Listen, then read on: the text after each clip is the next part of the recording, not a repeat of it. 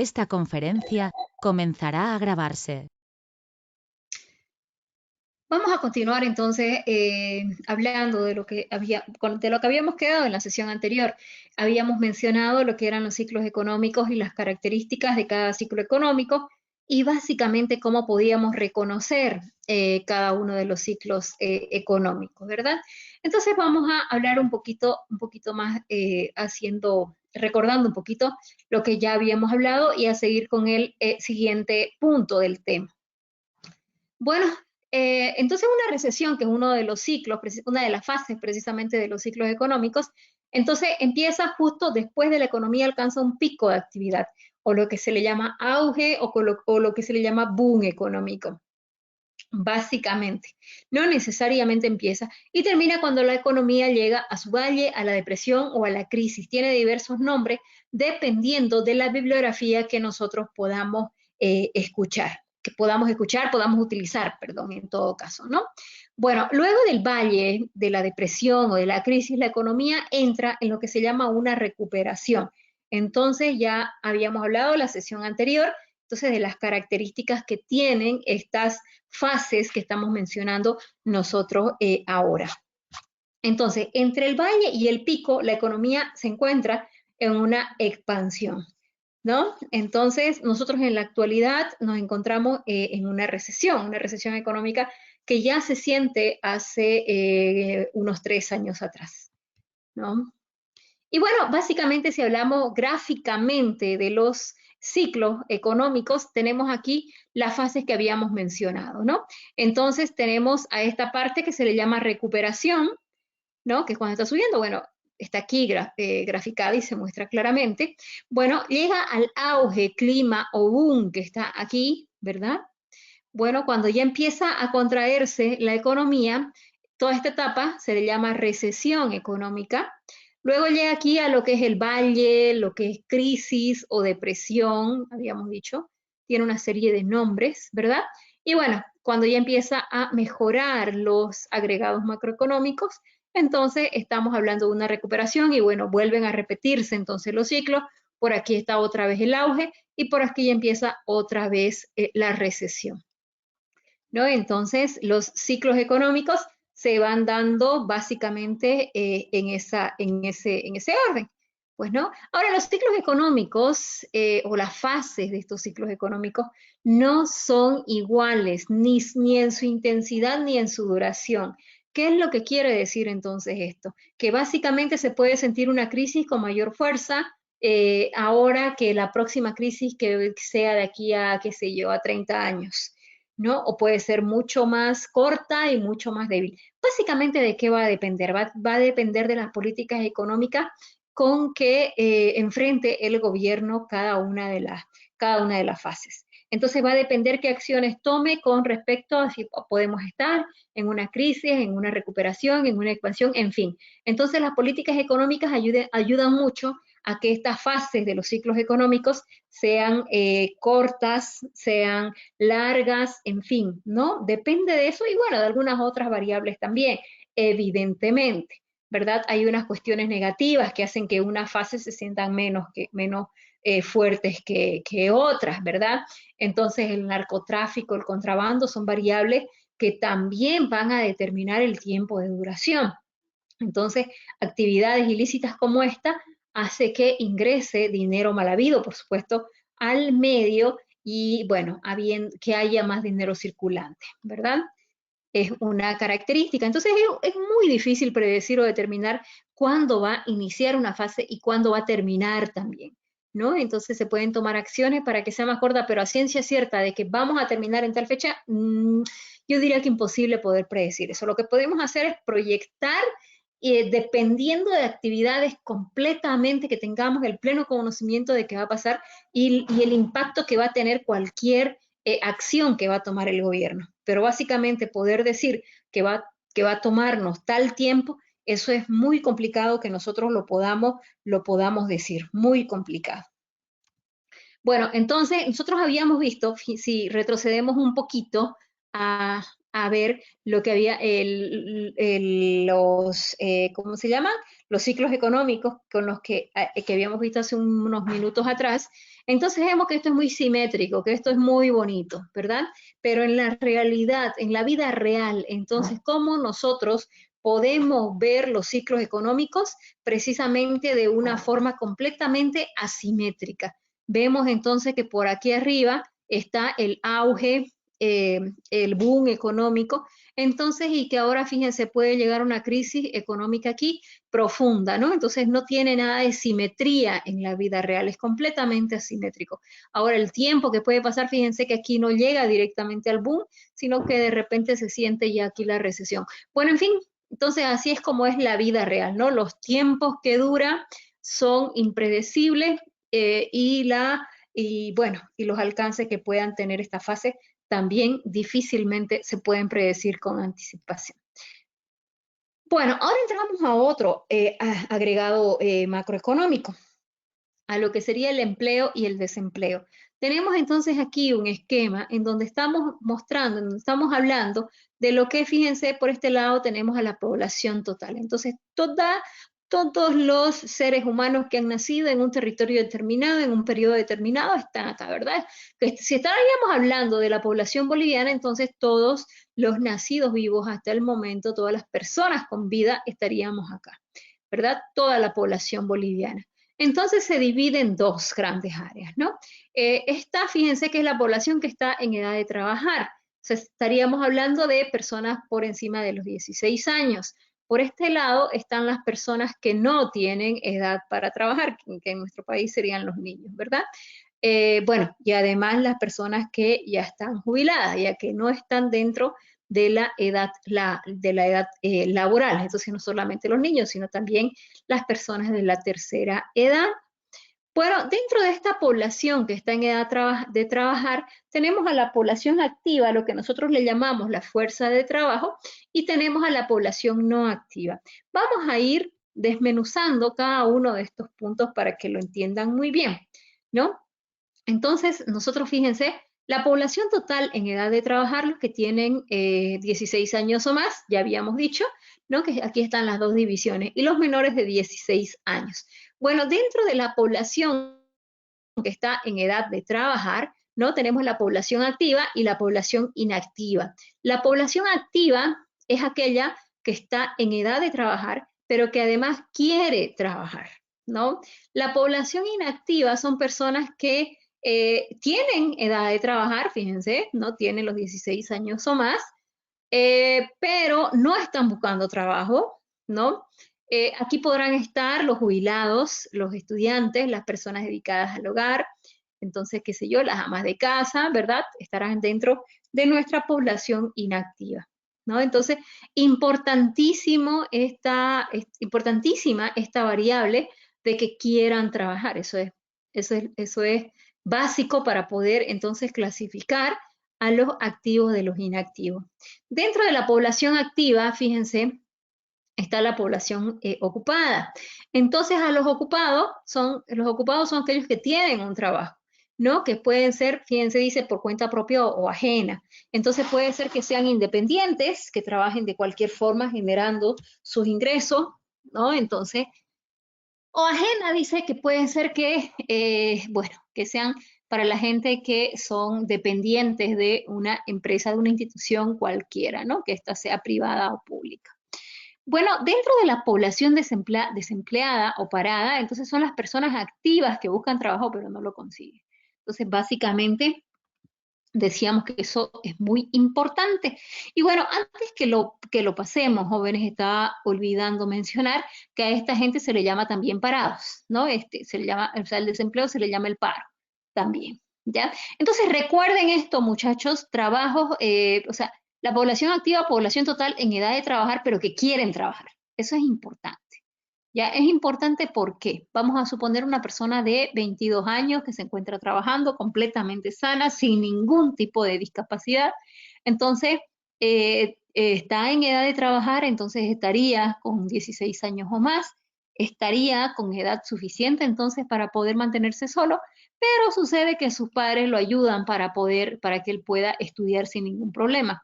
Entonces, fíjense que no estaría tomándose a esa persona como una persona desempleada, ¿no? ¿Por qué no la estaríamos tomando a esta persona? Pues porque no está buscando trabajo, porque no necesita, o sea, no quiere, en realidad no es que no necesite, porque puede ser que alguien sí necesite, ¿no? Y sí quiera trabajar, pero bueno, entonces, que no quiere trabajar, entonces esta persona que no está buscando trabajo, que no quiere trabajar, entonces no es parte, no está sumando a la tasa de desempleados del país. Ya eso es muy importante. Bueno, el desempleo entonces, ¿qué es? Es la falta o pérdida del empleo de las personas que están en edad de trabajar, habíamos dicho que están en condición de hacerlo y decimos condición porque estamos hablando de gente que no tiene discapacidad, entonces que tiene la capacidad para resolver una serie de distintos tipos de trabajo, sean estos sean de gente profesionista o no, en fin, gente profesionista podrá trabajar en ciertos ámbitos y gente no profesionista podrá trabajar en otros ámbitos. Bueno, y que tiene disposición de trabajar también, pero que no tiene la oportunidad de hacerlo, ¿no? Entonces tiene que tener todo esto la persona para que sea considerada desempleada, ¿no? Entonces repetimos, está en edad de trabajar, está en la condición de trabajar, tiene la disposición de trabajar, pero no tiene la oportunidad de hacerlo. O sea, no encuentra trabajo, ¿no? Y eso es complicado. Aquí fíjense las 4 variables entonces que hemos ido mencionando, ¿verdad? Cuando una persona cuenta como desempleado, cuando está sumando a la tasa de desempleo de nuestro país, cuando está en edad de trabajar, por ende tiene más de 16 años, cuando está buscando trabajo, tiene todas las intenciones de trabajar, pero no consigue poder ubicarse en un centro laboral, cuando, bueno, no tiene, por ende no tiene trabajo, ¿verdad? Y bueno, y cuando está disponible para trabajar, ¿no? Entonces que puede empezar a trabajar en cualquier momento, pero no ha encontrado un lugar donde poder ubicarse. Bueno, entonces el desempleo, ¿no? Está dentro de la fuerza de trabajo población económicamente activa, que nosotros les vamos a llamar PEA, ¿verdad? Población económicamente activa. Algunas personas tienen trabajo y otras no. Entonces, a estas personas que no tienen trabajo y que hablábamos de todas esas características, están consideradas como personas desempleadas, ¿ok? Muy importante. Bueno, aquí vamos a hablar de los diferentes tipos de desempleo con que nos podemos encontrar. Vamos a mencionarlos todos primero y luego vamos a ir dando las características de cada tipo de desempleo, ¿ok? Tenemos el desempleo friccional. Bueno, el desempleo friccional es la evolución tecnológica y los cambios en la demanda provocan una continua rotación en el empleo. Entonces, fíjense que cuando ese desempleo friccional se le llama a las personas que han dejado un trabajo y bueno, y están en la búsqueda de otro, ¿no? O sea, que trabajan continuamente, que tienen toda la costumbre de trabajar, que en general en su vida trabajan, lo hacen regularmente, pero bueno, están en el momento en que se cambian de trabajo o por una situación X, pues dejado o lo han retirado, qué sé yo, de un trabajo y está buscando uno nuevo, está esperando encontrar otro. No, porque a diferencia de, qué sé yo, de gente que en general no trabaja. Entonces, bueno, para que se entienda bien de lo que estamos hablando cuando hablamos de desempleo friccional, el desempleo estructural es una consecuencia, bueno, este es el peor tipo de desempleo, el más difícil contra el cual se puede luchar. ¿Y por qué? ¿Por qué estamos hablando de que este tipo de desempleo es el más complicado de poder disminuir? Básicamente porque, fíjense, estamos hablando de una inadecuada estructura económica.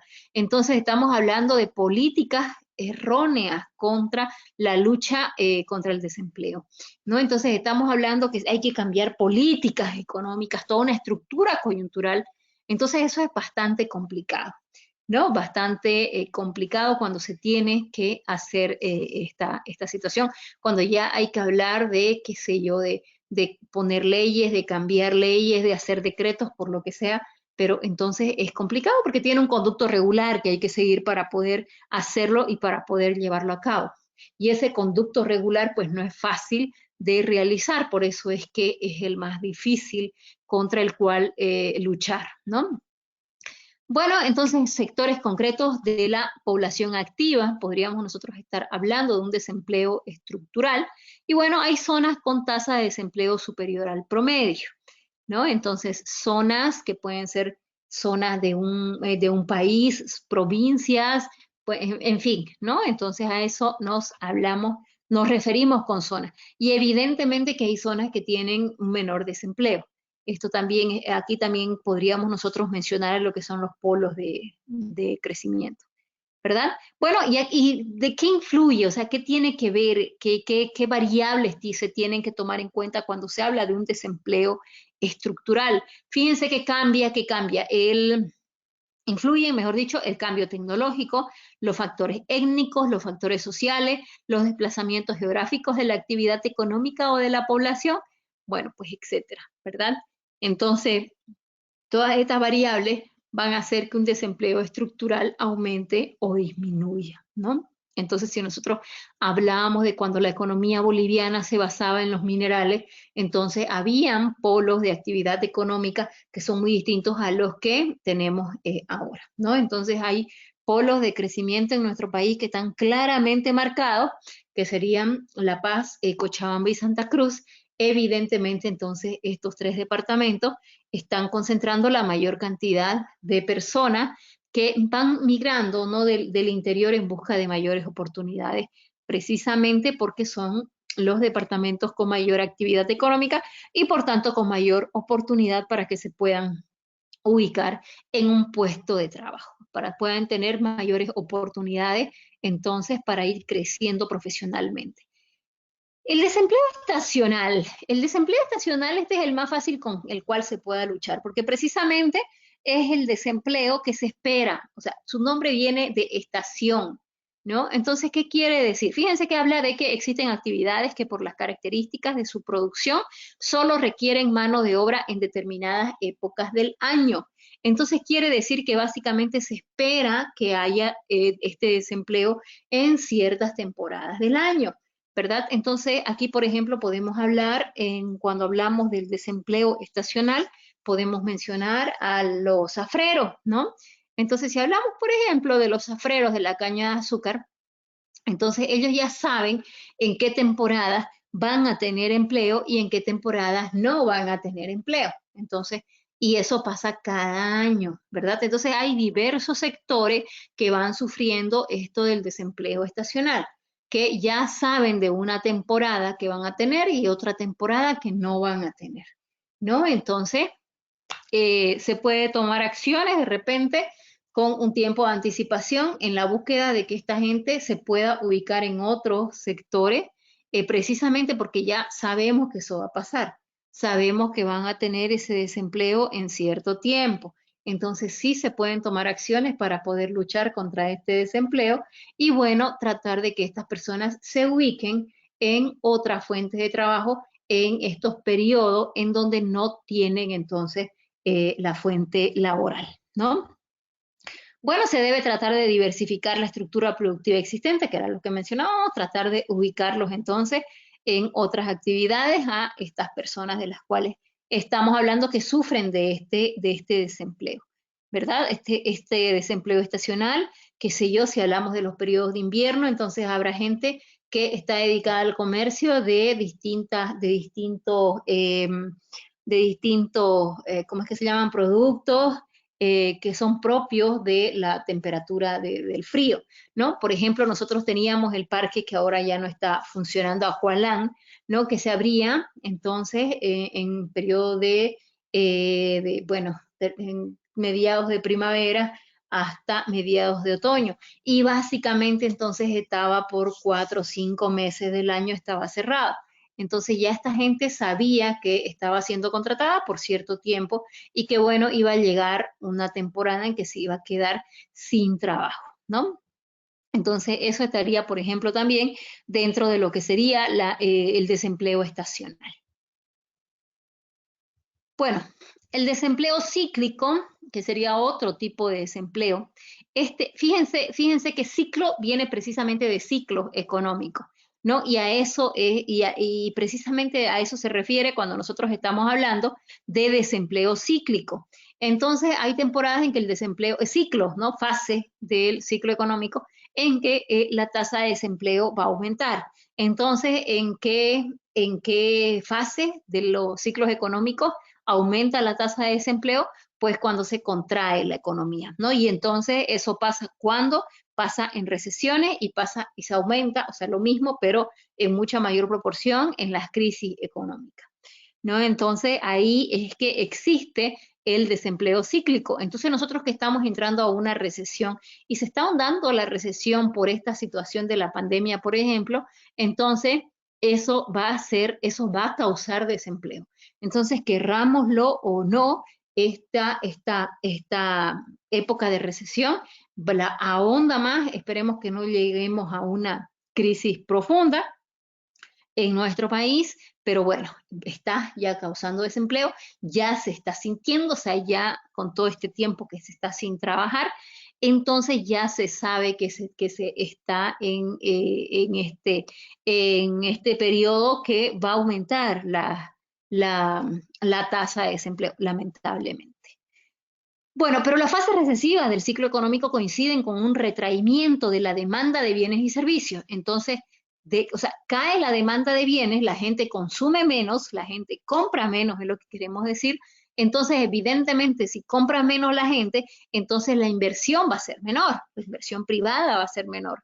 Entonces, va a ser menor la producción y por ende el empleo también va a ser menor, ¿no? Todo esto es una bola de nieve que todo es causado precisamente por una recesión económica.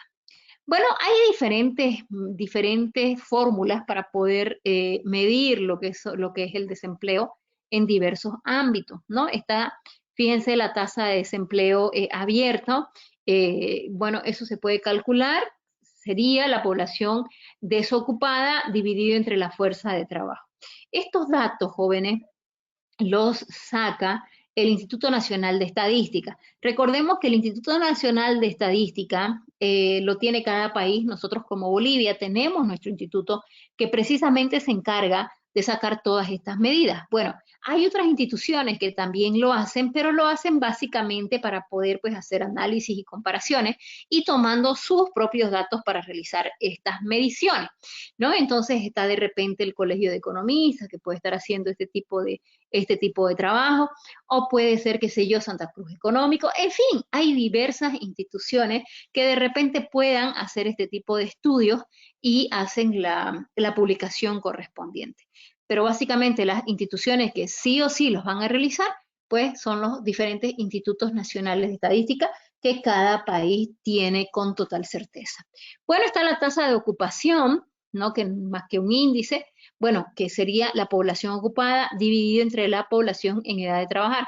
Ahora, ¿cómo sabemos qué cantidad de personas hay ocupadas y cómo sabemos cuál es la cantidad de la población en edad de trabajar de nuestro país? Entonces, eso no lo podemos encontrar en el instituto. Y es bueno que ustedes entren, jóvenes, entren y revisen la información que nos puede dar esta página. Esta página, entonces, ine.gov.bo.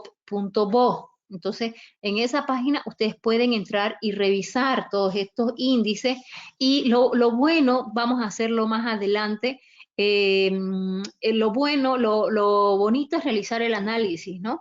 Entonces, qué sé yo, ¿no? A principios del 2000 podríamos estar viendo en el 2010 y en el 2020 cómo estaba el desempleo y cómo se ha ido, entonces cómo ha ido variando y cómo se ha ido moviendo estos índices de desempleo y poder analizar las razones entonces de estas distintas variaciones, y también hay que analizar, por supuesto, cuando se están analizando estos agregados macroeconómicos, las características del país en los momentos de las mediciones, ¿no? Entonces eso también hay que tomarlo en cuenta. No se toma solamente como número frío las tasas de desempleo, sino hay que ver qué características tenía el país, en qué ciclo o fase económico nos encontrábamos para poder ya ver entonces estos índices y poder también compararnos con otros países, ya sea de Sudamérica o de toda América o de Latinoamérica, qué sé yo, dependiendo de qué tipo de análisis nosotros queremos realizar. Bueno, aquí está lo que es la tasa neta de participación, que sería la fuerza dividido entre la población en edad para trabajar. La tasa bruta de participación, que es la fuerza de trabajo dividido entre la población total. Y no quiero explicar esto, vamos a hablarlo en la próxima sesión, porque quiero que ustedes me investiguen cada uno de estos conceptos, por favor. Entonces, ustedes me van a ir, vamos anotando, por favor, qué es lo que van a investigar, jóvenes. En primer lugar, ¿qué es la población de desempleo abierto? 1, 2, ¿qué es la población desocupada? 3, ¿qué es la fuerza de trabajo? 4, ¿qué es la tasa de ocupación? 5, ¿qué es la población ocupada? 6, ¿cuál es la población en edad para trabajar? 7, tasa neta de participación. 8, tasa bruta de participación. 9, tasa de subempleo invisible. Y 10, tasa de subempleo visible. Todos esos conceptos son los que me van a investigar, los van a hacer en una hojita, lo van a hacer a mano y lo vamos a discutir la próxima sesión. Ahora, quiero que lo lean, entonces para que en la sesión ya podamos discutirlo. ¿Ya? Quiero escucharlos a ustedes que han leído lo que se les está pidiendo investigar. Y bueno, después esa hojita me la van a entregar pues el primer día de clases cuando nos podamos, bueno, el primer día de clases presencial. Cuando nos podamos ver entonces personalmente, ustedes me llevan su hojita para poder presentármela en esto y lo que vamos a ir avanzando. ¿Ok? Bueno, ¿cuáles son las causas del desempleo? Ya seguimos con el tema del desempleo, pero ya ahora vamos a ver las causas. Fíjense, una inestabilidad política económica del país, ¿no? Nosotros, fíjense, tuvimos una alta inestabilidad y todavía la tenemos porque todavía no podemos dar el gran paso democrático de poder elegir a las nuevas autoridades que van a dirigir nuestro país los próximos 5 años. ¿Verdad? Entonces, eso causa una inestabilidad y también causa desempleo, ¿no? La falta de preparación académica, evidentemente, esa es otra, ¿no? Hay diferentes tasas de nivel educativo que tiene cada país, entonces, ¿a qué nivel hemos llegado, ¿no? Entonces, ¿qué porcentaje de los habitantes del país que ya tendrían edad para qué sé yo, para ser profesionales, cuántos terminan la universidad, cuántos hacen especialidades, cuántos hacen doctorado, en fin, ¿no? Cuántos solamente terminan el colegio, cuántos ni siquiera terminan el colegio. Entonces, a mayor porcentaje de personas que no estén capacitadas, pues vamos a tener mayor índice de desempleo porque evidentemente mientras más se eduquen, pues vamos a tener mayores oportunidades para poder desarrollarnos, ¿no? Eso debe de quedar clarísimo. La explosión demográfica, entonces, explosión demográfica, la gran cantidad, el gran aumento de personas que pueda haber en un territorio, entonces eso puede causar desempleo. Los polos de crecimiento pueden llegar a sufrir de una explosión demográfica, no precisamente porque vienen de diferentes departamentos a Santa Cruz, por ejemplo, y entonces eso hace que haya mucha demanda de ciertos puestos de trabajo, y eso va a hacer pues que evidentemente que al haber gran cantidad qué sé yo, de oferta o de demanda, eso hace que entonces pueda disminuir el precio precisamente qué sé yo, del puesto de trabajo que estamos realizando, ¿no? Por ejemplo, nosotros habíamos sentido hace unos años atrás, cuando hubo una gran cantidad de gente que se fue a Europa en búsqueda de oportunidades, entonces con seguridad que han sentido el aumento en el precio de la gente técnica, ¿no? Albañiles, plomeros, electricistas, trabajadoras del hogar, en fin. Entonces, hubo una gran disminución en la oferta de estos puestos de trabajo y eso hizo que aumentaran los precios de estos puestos de trabajo, precio que se le llama salario, por supuesto. Nuestro salario no es más que el precio de nuestro trabajo, ¿no? Entonces, eso hizo que, por ejemplo, aumentara el precio. Pero ahora, si nosotros vemos, analizamos desde el punto de vista de Santa Cruz como departamento y la gran cantidad de gente que va migrando desde los diferentes departamentos de Bolivia hacia Santa Cruz, entonces eso hace que puede causar el desempleo, la gran cantidad de oferta laboral, ¿no? Inflexibilidad laboral también puede estar causando desempleo cuando la demanda es mayor que la oferta y esta, fíjense que está íntimamente ligada con lo que es la explosión demográfica y la inflexibilidad del demandante. Entonces también puede estar causando desempleo. Bueno, fíjense a lo que se le llama el ciclo del desempleo, jóvenes, ¿no? El desempleado evidentemente no tiene ingresos, no genera ingresos. Entonces, por tanto, si no tiene ingresos, pues no genera impuestos, ¿no? Y estamos hablando de los impuestos que tienen que ver, por supuesto, con el ámbito laboral, ¿no? Entonces, básicamente no demanda otros servicios. Entonces, una persona cuando no está trabajando, evidentemente se va a ver disminuida la demanda de diversos productos y servicios que éste realice, ¿verdad? Cuando no se está trabajando, entonces uno se limita muchísimo a hacer diversas compras, qué sé yo, ¿no? Entonces, precisamente porque no se tienen los ingresos suficientes para poder hacer frente a los gastos que puedan generarnos estos, qué sé yo, estos gastos que antes hacíamos y ahora dejamos de hacerlo, ¿no? Entonces, perdón, evidentemente habrá menores ingresos para negocios, para empresas y para gobiernos. ¿Por qué? Porque pues no estamos nosotros haciendo compras, por tanto, ese gasto que nosotros íbamos a realizar, para nosotros es un gasto y evidentemente para los negocios es un ingreso. Entonces va a disminuir los ingresos que tengan los negocios y las empresas y además el gobierno por los impuestos que estaría generando nuestro trabajo, ¿no?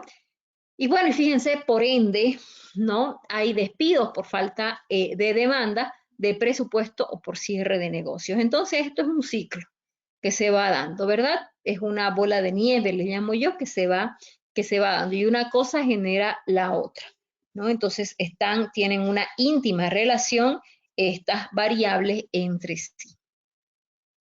Ahora, las consecuencias del desempleo. Hay diferentes tipos de consecuencias que puede generar el desempleo. Vamos a empezar por las psicológicas, ¿no? Entonces, estas consecuencias psicológicas, fíjense, está, por ejemplo, la angustia y la tristeza, y esto va a depender también, o el nivel en todo caso, de la angustia y de la tristeza que nosotros podamos tener. Entonces, tiene una íntima relación con la cantidad de responsabilidades que tenemos, ¿no? Entonces, de repente ha habido historias de gente que se ha suicidado porque no podía encontrar trabajo, ¿no? Porque tenía una familia que mantener, porque tenía deudas de las cuales tenía que afrontar y no pudo encontrar un trabajo y entonces, pues hasta llegan en casos extremos al suicidio, ¿no? Entonces, pero bueno, si nosotros nos vamos a lo más normal, entonces la gente gente que depende de ella para poder mantenerse y cuando se queda desempleada, pues eso angustia muchísimo, evidentemente, y entristece muchísimo también, ¿no? Recordemos que ustedes habían visto ya en teorías del desarrollo, han analizado lo que son lo que es la pirámide de necesidades de Maslow, pero no solamente de Maslow, sino las necesidades que tenemos los seres humanos. Y dentro de nuestras necesidades, evidentemente que está lo que es la estabilidad laboral, el poder sentirnos seguros en un trabajo. Entonces, el poder estar, la certeza y la seguridad de que a fin de mes vamos a tener un ingreso para poder hacer frente a los diversos gastos que nosotros tenemos, Entonces, esa es una necesidad que tiene el ser humano, ¿no? Y cuando pasan situaciones que van a poner en riesgo ese ingreso, pues evidentemente que nos vamos a angustiar y nos vamos a entristecer. Y peor todavía si tenemos gente que se está manteniendo de nuestros ingresos también, ¿no? Y bueno, aquí también menciona lo que es el estrés y la desesperación. Entonces, cuando nos estresamos, nos ponemos fácilmente irritables. Esa es una consecuencia del estrés y la desesperación. Entonces, nos enojamos fácilmente, nos deprimimos mucho y bueno, y finalmente, y lo extremo que habíamos mencionado, que es el suicidio, ¿no? Entonces, estas serían las consecuencias psicológicas de lo que sería el desempleo.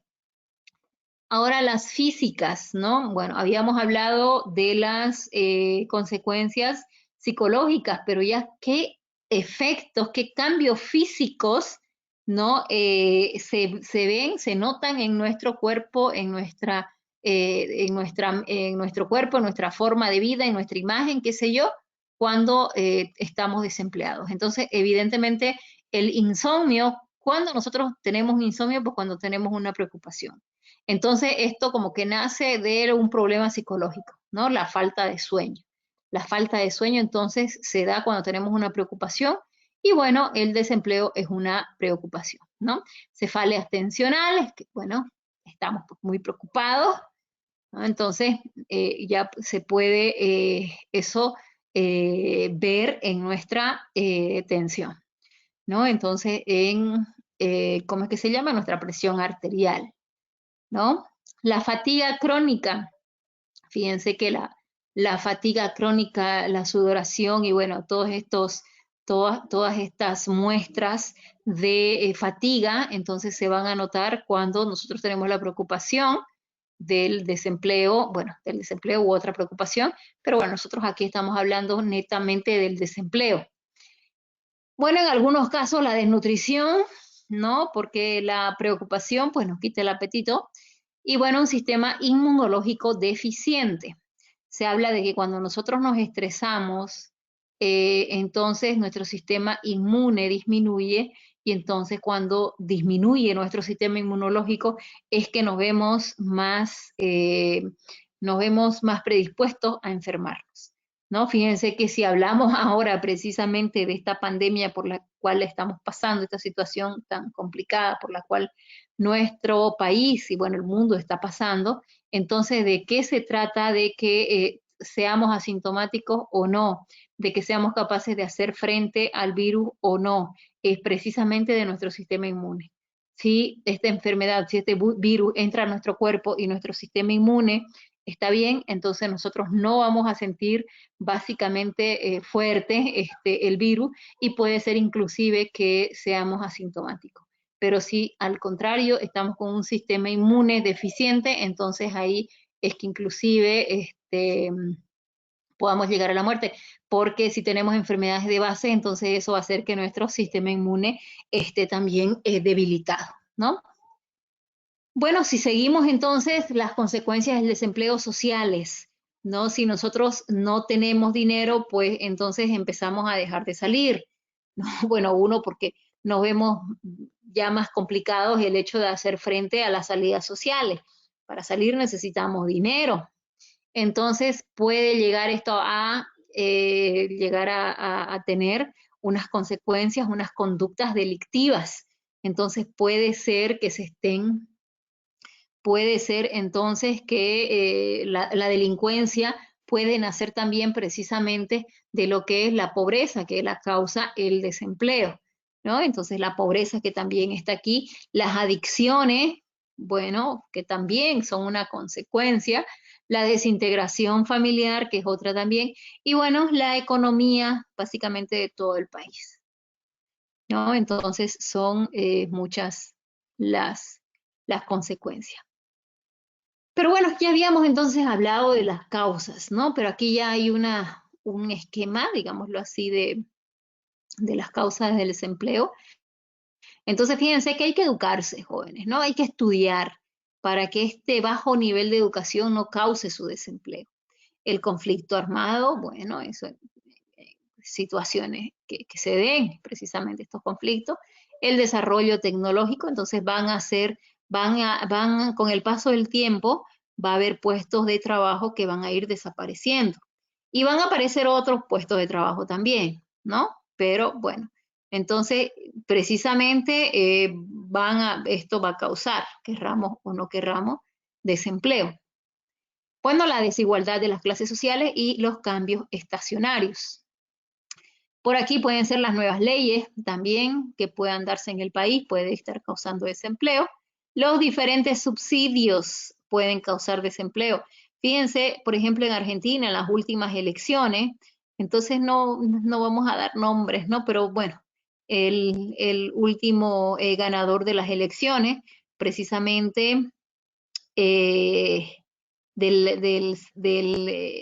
o sea, un gobierno que ya estaba tildado como uno de los más corruptos en la historia, entonces a gente que ha estado en ese entorno ha vuelto a subir a ser autoridad. Entonces, ¿y eso por qué? Dice uno, ¿no? Entonces, ¿qué puede causar que la gente que vive en un país que ha sido tildado mundialmente como uno de los más corruptos, haga y vote por gente que ha sido esta gente tan corrupta, ¿no? Precisamente porque estas autoridades dan una serie de subsidios, subsidio al desempleo, subsidio por discapacidad, o sea, hay una serie de subsidios, entonces toda esta gente que está acostumbrada a no trabajar y a poder vivir de la miseria de lo que es un subsidio, pues bueno, entonces va a votar para que ellos sigan y les puedan seguir dando, aunque eso no les alcance para poder tener una vida digna, ¿no? Porque un subsidio, evidentemente que la creación y el objetivo de un subsidio es que se tenga, que se pueda cubrir las necesidades básicas de las personas, ¿no? Y eso, y nada más. Bueno, la falta de demanda y la inflación. Vamos a hablar más adelante de lo que es la inflación, que básicamente es el aumento sostenido de los precios, ¿no? Bueno, los efectos del desempleo, entonces la pérdida de la libertad y la educación social, la pérdida de capacidad laboral también, ¿no? Los daños psicológicos, la falta de salud, hemos ido hablando y hemos ido de las consecuencias, entonces que básicamente tienen una relación con lo que serían los efectos, el quebranto de la vida familiar, la desigualdad de género, la quiebra, fracaso y finalmente el surgimiento de nuevas carreras también, ¿no? Entonces, estos son otros efectos del desempleo. Podemos tomar ejemplos. Qué sé yo, en nuestra universidad las carreras se han ido dividiendo y se han ido especializando, ¿no? Entonces eso hace que los puestos de trabajo para las diversas carreras vayan disminuyendo. ¿Por qué? Porque ya empiezan a haber especialidades de esa carrera. Entonces, eso tiene que ver también, tiene su efecto, naturalmente, en lo que es el desempleo. Posibles soluciones que se puedan dar entonces al desempleo. Uno, los horarios de trabajo, ¿no? Entonces, bueno, hay que hacer un estudio para ver en cada rubro, en fin, ¿no? Las inversiones de empresas extranjeras, ¿no? Es una forma de luchar contra el desempleo, siempre tratando de que haya un equilibrio entre dejar que entren empresas extranjeras a nuestro país, pero que pues paguen una serie de impuestos dependiendo de qué tipo de empresa es la que quieren colocar en nuestro país y dependiendo de las utilidades que les va a dar ese rubro bueno, al hecho de estar en nuestro país, ¿no? Eso se tiene que hacer, un estudio exhaustivo para poder, pues, abrirse a las inversiones de empresas extranjeras, ¿no? La incentivación, la reducción de tasas de edad, ¿verdad? Que podría ser también. La distribución de las tareas y contratación de mayor mano de obra, la explotación de los recursos y el aumento y mejora de la educación, ¿no? Entonces, puede ser diversas políticas también que se puedan tomar contra la lucha del desempleo. Precisamente hay un plan que supuestamente el gobierno va a lanzar para luchar contra el desempleo. Entonces, más adelante vamos a leer ese plan, esperemos que lo haga pronto y que podamos tener acceso pronto a ese plan para que podamos analizarlo y podamos escuchar sus ideas y sus formas de pensar respecto al plan que menciona la actual autoridad de nuestro país. Bueno, vamos a hablar ahora de lo que es la inflación. Habíamos mencionado ya que la inflación consiste en el incremento en el nivel general de precios, ¿no? Entonces, nivel general de precios, eso en el tiempo. Ahora, estas medidas macroeconómicas en general se miden, o más bien no se miden, porque se miden todos los días, se van tomando las diversas muestras. En todo caso, se publican en general anualmente. O sea, se habla de que la inflación en este año ha sido de tanto por ciento, qué sé yo, ¿no? Pero bueno, básicamente se van tomando todos los días muestras de diversos productos y servicios para poder determinar el promedio de inflación.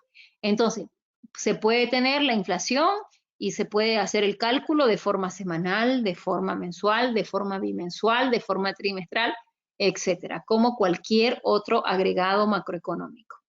Ahora, la inflación se mide empleando índices de precios, ¿no? Está el más popular, el más conocido, que es el índice de precios al consumidor, y que ese tiene el nombre de IPC. ¿Ya? El índice de precios al productor industrial, ¿no? Que ese tiene, bueno, IPCI, el índice de precios de servicio, el índice subyacente de inflación. En fin, hay una serie de índices que nos ayudan a medir la inflación, ¿no? Entonces, se saca promedio y hay diferentes métodos también para poder hacer esta medición. Esta medición en general se presenta en porcentajes para que la gente pueda entender más fácilmente cuál ha sido la proporción en la inflación general de precios. ¿Esto para qué? Para poder después hacer el aumento en los salarios que corresponde a la gestión por la pérdida del poder adquisitivo de la moneda, ¿no? Entonces, bueno, ¿qué es la inflación? ¿Cómo repercute? Fíjense que la inflación repercute en el poder de compra que nosotros tenemos y va a hacer más débil nuestro salario. Entonces, y aquí es que entra lo que es el poder adquisitivo que hemos mencionado. Entonces, el poder adquisitivo es cuántas, qué sé yo, unidades de tal producto podemos comprar con una cantidad cualquiera. Entonces, si hablamos de un boliviano, ¿no? El poder adquisitivo de nuestra moneda frente al pan. ¿Cuál era el poder adquisitivo frente al pan hace 10 años atrás? ¿Y cuál es el poder adquisitivo de nuestro salario, de nuestra moneda, mejor dicho, en la actualidad? Entonces, ¿cuántos panes se podía comprar hace 10 años atrás con un boliviano? ¿Y cuántos panes se puede comprar en la actualidad? Entonces, ese poder de compra, porque el poder de compra que teníamos hace 10 años, evidentemente no es el mismo que tenemos ahora con el mismo boliviano, ¿no? Entonces, cuando hay una elevada tasa de inflación, la remuneración permite adquirir cada vez menos productos. Podemos comprar pues menos cantidad de cosas si los precios han subido. Entonces, en este periodo de pandemia es el mejor ejemplo, ¿no?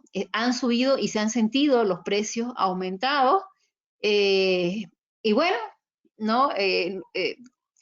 Entonces el poder adquisitivo de nuestra moneda pues se ha sentido que podemos comprar menor cantidad de cosas eh, por este tiempo, ¿no? Entonces esperemos que cuando pase esta situación se pueda pues mejorar la situación actual de nuestro país.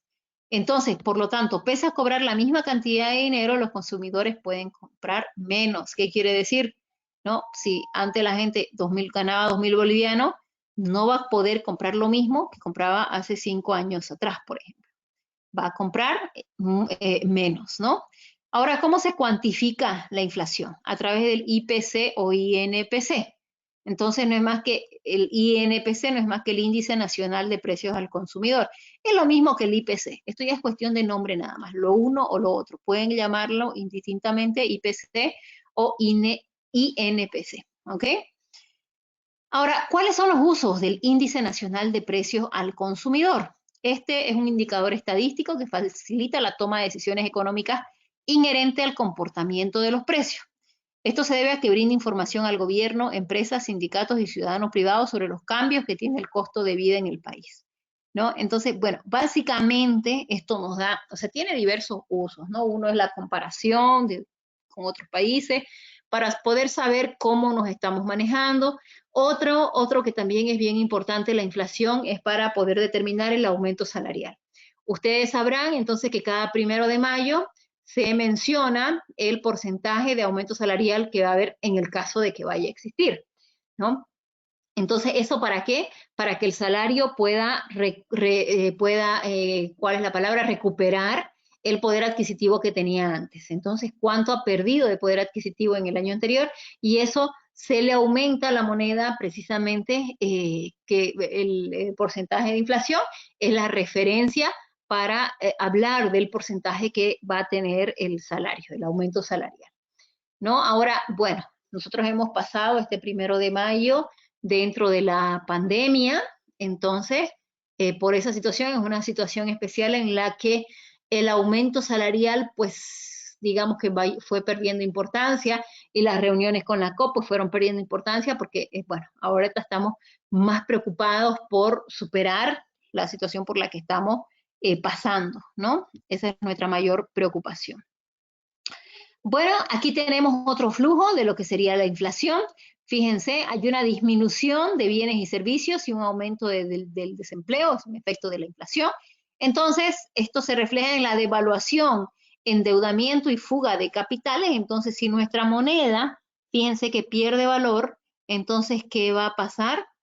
Pues se van a ir las inversiones a otro lado, el capital se va a ir a otro país. Entonces, eso no es lo que más nos convenga, ¿verdad? Bueno, esto genera una inflación y pérdida del poder adquisitivo. Ya habíamos hablado entonces qué era inflación y qué era poder adquisitivo. Bueno, por ende hay una desactivación de la industria nacional. Entonces, este es un flujo que se da, ¿no? En general por la inflación. Bueno, entonces, básicamente ya habíamos hablado que la inflación, ¿no? Es el aumento generalizado de los precios. También podemos decir que la presencia en la circulación de una gran cantidad de papel moneda que rebasa las necesidades de la circulación de mercancía o que sobrepasa a la cantidad de oro que lo respalda. Vamos a recordar un poquito acá. Entonces, fíjense que ¿qué es la cantidad de papel moneda? ¿No? Entonces, ¿cuánto de dinero se tiene que producir? ¿Eso de qué va a depender? Pues fíjense que la cantidad de dinero que se produce, en nuestro caso, en nuestro país, la cantidad de bolivianos que se tiene que producir, entonces tiene que estar respaldado por oro, ¿no? Y entonces, y estamos hablando de lingotes de oro de la mejor calidad, tendría que estar respaldado.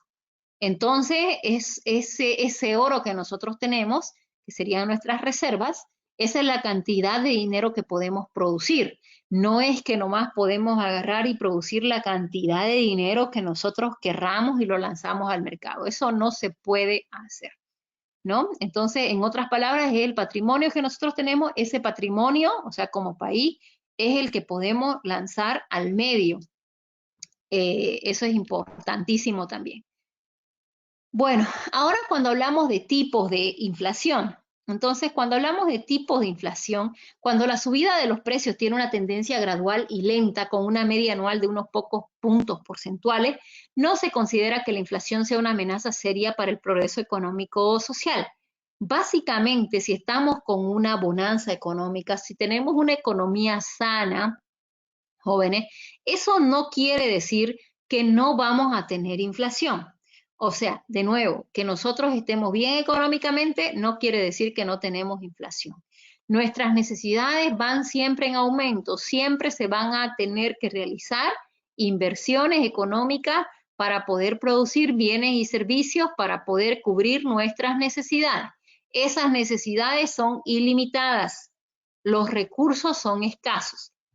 Se tienen que realizar inversiones para poder cubrir esas necesidades.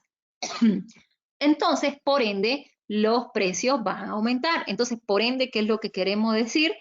Que aunque tengamos una economía sana, va a existir inflación. Ahora, ¿qué porcentaje de inflación es el que va a existir? Ese precisamente, ese es otro punto, ¿no? Entonces tendrá que existir un porcentaje, una inflación moderada, una inflación de un dígito, digámoslo así, que estaríamos hablando de una inflación moderada. Ya, y bueno, aquí es lo que acabamos de mencionar. La inflación moderada se caracteriza por una lenta subida de los precios. Clasificamos entonces con arbitrariedad las tasas anuales de inflación de un dígito. Cuando los precios son relativamente estables, el público confía en el dinero. De esta manera lo mantienen efectivo porque dentro de un cierto tiempo, mes, un año, tendrá casi el mismo valor de hoy, ¿no? Entonces, cuando hablamos de una inflación moderada, es la inflación que básicamente no se siente, cuando es de un solo dígito, digamos que no se siente en extremo, ¿no? Ahora, no quiero decir, bueno, nuestros institutos, o sea, puede ser que nos estén presentando una inflación que, bueno, que no se sienta o que no se parezca, que no vaya de la mano con la realidad. Pero eso ya es otra cosa, ya lo vamos a analizar más adelante, ¿ok? Bueno, una inflación acelerada. La inflación acelerada, entonces, producen graves distorsiones económicas. Hay desequilibrios económicos que pueden estar causando inflaciones aceleradas. Generalmente la mayoría de los contratos se ligan a un índice de precios o a una moneda extranjera. Nosotros nos vemos, bueno, nosotros teníamos una relación muy estrecha con el dólar. Básicamente nuestra economía estaba basada con el dólar y eso fue en la época en que nuestra moneda se iba depreciando constantemente y el dólar se iba apreciando constantemente, ¿no? Entonces teníamos bueno, estábamos ahí ligados a lo que era el dólar. Entonces el dinero pierde su valor muy deprisa y los intereses pueden ser de 50 o 100% al año. Entonces imagínense, ¿no? Cuando ya hablamos de inflaciones de 2 dígitos o hasta de 3, bueno, entonces estamos hablando de una inflación acelerada, ¿no? Pero bueno, básicamente cada producto y cada producto con su presentación es a la que se le mide la inflación.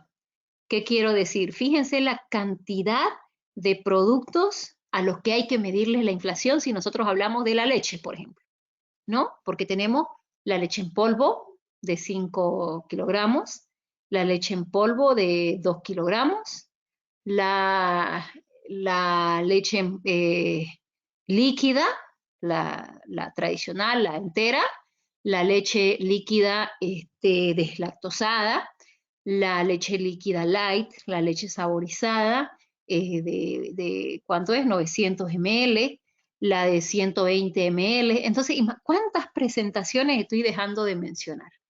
Entonces, a cada producto, obviamente se le saca la inflación promedio, la inflación, y bueno, ya se saca después el índice general que nos permite poder determinar la inflación. La hiperinflación se produce cuando los precios crecen a tasas superiores al 100% anual. Ya al ocurrir esto, los individuos tratan de desprenderse del dinero líquido antes que los precios crezcan, más ya aunque el dinero líquido pierda más su valor. Entonces, en nuestro país, fíjense, hubo una hiperinflación en los años 80. ¿Ya? Entonces, esa es la segunda investigación que van a hacer. Van a investigar cuáles fueron las causas, cuáles fueron las consecuencias, qué tiempo duró, ¿no? Lo que fue la hiperinflación en Bolivia en los años 80. Entonces, eso lo van a hacer también a mano, mínimo 5 hojas, 5 planas. Van a hacer en, qué sé yo, puede ser en hojas de cuadernillo, en hojas de trapper, en hojas de papel bond, como les sea más cómodo, ¿ya? Eso también, entonces, lo van a investigar. Bueno, seguimos con causas de la inflación. Existen diferentes explicaciones sobre las causas de la inflación. Cada explicación trata de dar entonces cuenta de un proceso generador de la inflación diferente, de un proceso generador diferente de inflación. Entonces, aunque no existe una teoría unificada que integre todos los procesos, o sea, estas causas específicas va a causar inflación. Entonces, eso digamos que no es posible. Entonces, hay una serie de variables que pueden estar causando. Eso es lo que nosotros queremos decir en este apartado. Entonces, de hecho, se han señalado que existen al menos 3 tipos de inflación. La inflación de demanda, la inflación de costes y la inflación autoconstruida, que esas somos capísimos los bolivianos para esa autoconstruida. Pero bueno, vamos a ir viendo cada una de las inflaciones, cada uno de los tipos de inflación. ¿Ya? Entonces, la inflación de demanda, esta inflación es aquella que causa precisamente el aumento en la demanda. Entonces, cuando un producto aumenta su demanda, eso va a hacer que los precios aumenten, ¿no? Nosotros podemos dar como ejemplo, qué sé yo, la carne de cerdo para las fiestas de fin de año, ¿no? Para Navidad y Año Nuevo. Entonces aumenta la demanda de la carne de cerdo, entonces por ende, en general aumenta el precio también de esto, ¿no? Fíjense que yo estaba revisando ahí, bueno, unas noticias y estaba viendo que la ivermectina, que es precisamente una de las, ¿cómo es que se llama? De los remedios, de los antibióticos que se quiere usar, que se va a usar para la lucha contra el COVID-19, entonces es precisamente la ivermectina, ¿no? Y entonces ha habido toda una controversia por el uso de este antibiótico, pero bueno, no vamos a entrar a eso. El asunto es que se hablaba de que antes de que pase todo esto, la ivermectina estaba en un precio promedio de 8 bolivianos. 8 bolivianos, entonces imagínense. Y bueno, y que en la actualidad se encuentra entre 20 y 30 bolivianos, dependiendo del lugar en que lo compren. Y entonces, ¿eso por qué? Simple y sencillamente cuestiones de demanda, ¿no? Entonces, hay mayor cantidad buscando este producto, este antibiótico, entonces, por ende, suben los precios, ¿no? Entonces, y ustedes podrán vayan anotándose entonces otra tarea. Quiero que me den 5 ejemplos de inflaciones de demanda, que pueden ser de nuestro país o del extranjero, ¿ya? Entonces, así como yo acabo de dar una, por ejemplo, ¿no? Con la ivermectina, que estoy dando específicamente, entonces se da una inflación de demanda cuando este producto hace esto y pasó esto, ¿no? Así como lo hemos dicho, qué sé yo, con la ivermectina, entonces así es como quisiera que ustedes estuvieran dando cada uno de sus ejemplos. ¿Está bien? Van a ser 5 de demanda, 5 de costes y 5 de autoconstruida. Ahora, ¿cuándo se da una inflación de costes? Esta es la que tiene, digamos que explicación, ¿no? Porque la otra no es que cueste más producirla, sino es que hay mayor cantidad de gente que está buscando el producto. Entonces, por ende, eso ha hecho que, bueno, pues que suban los precios. Ahora, la inflación de costes es cuando precisamente sube la materia prima de estos productos, de estos bienes o servicios, y entonces esto se va a repercutir pues en el aumento del precio del producto o servicio, ¿no? Entonces a eso se le llama la inflación de costes. Y bueno, la inflación autoconstruida, cuando en realidad no hay razón para que aumente el precio de un producto, pero que se autoconstruye, digámoslo así, el precio, porque por ejemplo puede ser que se lo esconda el producto para causar la inflación, ¿no? Entonces, bueno, esto yo les decía que somos buenos como bolivianos para poder crear esta inflación autoconstruida. Y lo decimos ¿por qué? ¿No? Porque se ha ocultado productos cuando había pues escasez de azúcar. Entonces, por ejemplo, hubo azúcar que se estaba escondiendo pues para poder venderla. Recuerden que hace varios años atrás, entonces hubo un límite de precios para el azúcar porque había escasez y se habló de 8 bolivianos, bueno, el límite era de 8 bolivianos el kilo. Entonces, en los barrios alejados, entonces se encontraba, qué sé yo, a 10, 12 bolivianos el kilo, no había control con el precio de venta que estaba realizándose. Entonces se encontraron almacenes llenos de azúcar. Entonces, no, porque básicamente los ingenios azucareros hablaban de que no se estaba produciendo menos, entonces que no había explicación para que haya escasez de azúcar si se estaba produciendo normalmente. Pero entonces, bueno, se pudo constatar que se estaba escondiendo azúcar, se estaba autoconstruyendo entonces la inflación, se estaba escondiendo productos para poder construir esa inflación por escasez. ¿no? Entonces, bueno, esas serían las causas.